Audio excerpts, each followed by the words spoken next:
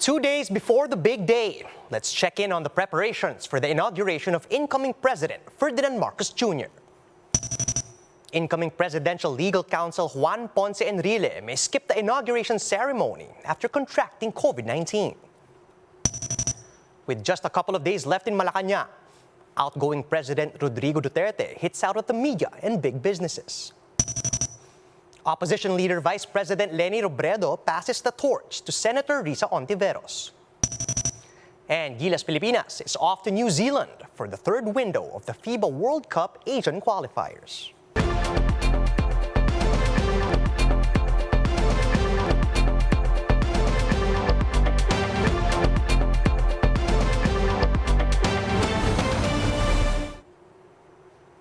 Fast, focused, and fearless. Here's everything you need to know as you jumpstart your day. I'm Charles Lejano. In just 2 days, the country will usher in the start of a new administration. And it all begins at the National Museum in Manila. Let's take a look at the preparations for the big day in Marlene Alcaide's report.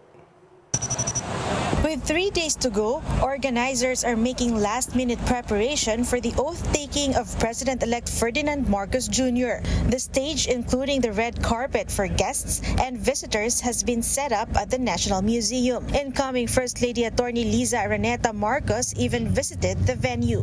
In his vlog, Marcos Jr. says his inauguration will be solemn and traditional.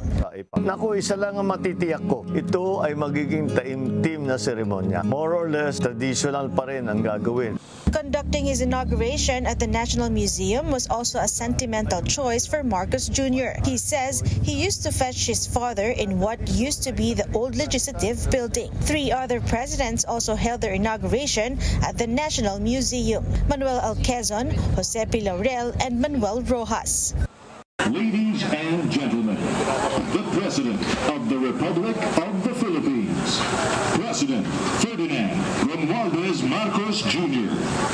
The Philippine National Police and Armed Forces of the Philippines have also rehearsed for the civic and military parade. Security is also now tight, with several parts of Manila already closed off to the public. A gun ban is also in effect in NCR until July 2. Almost 100% na po yung ating security preparation para nga po sa nalalapit na inauguration po ni President-elect BBM. As Marcos Jr. is set to start his term, AFP spokesperson Colonel Ramon Zagala has been designated as his senior military assistant and as the commander-in-chief of the Presidential Security Group. For News 5, Marlene Alcaide, we are One News. Incoming Presidential Legal Counsel Juan Ponce Enrile has asked for permission to skip the inauguration of President-elect Bongbong Marcos on Thursday. This comes after the 98-year-old politician tested positive for COVID-19. Enrile explained that he will still be at the hospital at that time to complete his treatment for the coronavirus disease. And despite this, the veteran lawmaker insisted that he has not felt any discomfort and all of his vital signs remain normal. Marcos Jr.'s predecessor, President Rodrigo Duterte, just won't exit Malacanang without something to say. During the inauguration of his son as Davao City Mayor, Duterte once again took time to blast media and big business, a staple during his 6 years in office. Gemma Vansenia with the story. As is his wont, the President unleashed fresh tirades even as he nears his final curtain as Chief Executive. Speaking during the inauguration of his son, Davao City Mayor-elect Baste Duterte, President Rodrigo Duterte targeted media outlets in his speech, starting off with ABS-CBN. He admits to using his presidential powers to shut the network. Ana nakawatan ang ABS-CBN. Kaya tinira ko talaga sila. Well, I use the presidential powers to tell Congress that you are dealing with scoundrels, and if you continue to kowtow with them, kawawa ang Pilipino. He insisted that the broadcasting giant never paid taxes. The SEC and the BIR have both said in the past that ABS-CBN regularly paid its taxes.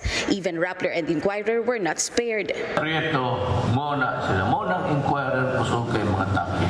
May mga announcer nila kibaw ka na kinsa, mga bigaon. Bugira kayo. pretending to know everything, they continue to hunt on Okalang Rappler. Ilang na, Amerikano na.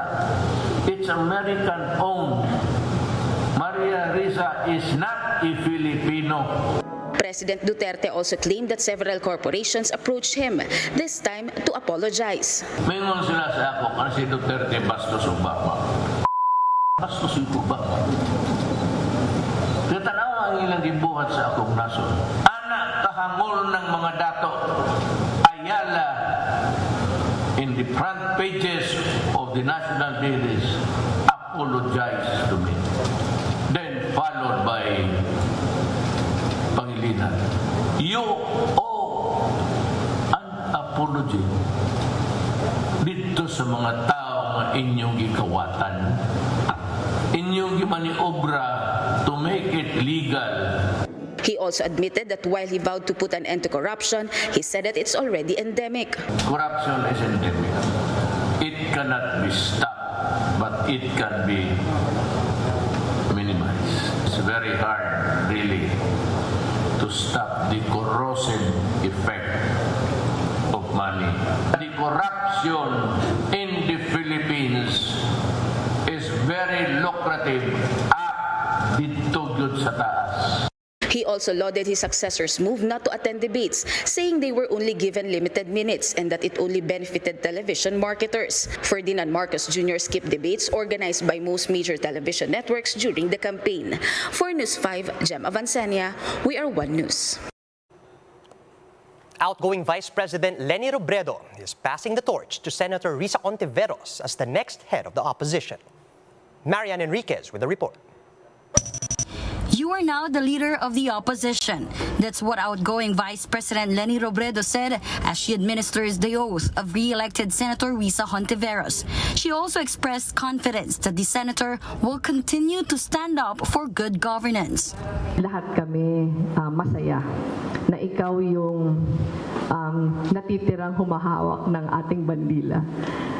Kampante kami na patuloy mong ipapakipaglaban yung lahat na pinaniniwalaan natin kung ano yung mabuti at tama sa pamamahala. Hontiveros vows to work with Robredo and other opposition leaders to address inequality. She also promised to go after fake news peddlers. This is a stern warning to all the dubious characters in the fake news universe. This time, we will not let your reckless disregard for truth slander our democracy, our country, ever again. But while Hontiveros is up for another 6 years in government, Robredo is bidding goodbye to the vice presidency in 3 days. Some of her staff in the OVP cannot help but be emotional during their last General Assembly. So walang paalaman, moving up lang. It's been the greatest honor of my life to be serving alongside all of you. Robredo personally thanked everyone she worked with at the Quezon City Reception House. Pinakauna nating pangarap na gawin yung OVP na hindi lang siya ceremonial office. Na gawin siyang mas advocacy-centered, and I think na-accomplish natin yon. Pero yung hard work talaga nasa sa inyo. In her radio program Be Serbisyong Leni's last episode on Sunday, Robredo looked back in the past 6 years and said that she has no regrets. Dahil hindi kami tinuring nakakampi, hindi kami tinuring na bahagi ng pamahalaan, natuto kami na maghanap ng paraan. Kasi pag mahirap, nagiging mahusay kayo. Pag mahirap, naghahanap ka ng paraan kasi hindi aklaban yung paraan. This is not the end for Robredo's public service, though, as she will be launching the Angat Buhay NGO in July. She also said that she will go back to doing volunteer work as well as reclaiming lost time with her daughters. For News 5, Marian Enriquez, we are One News.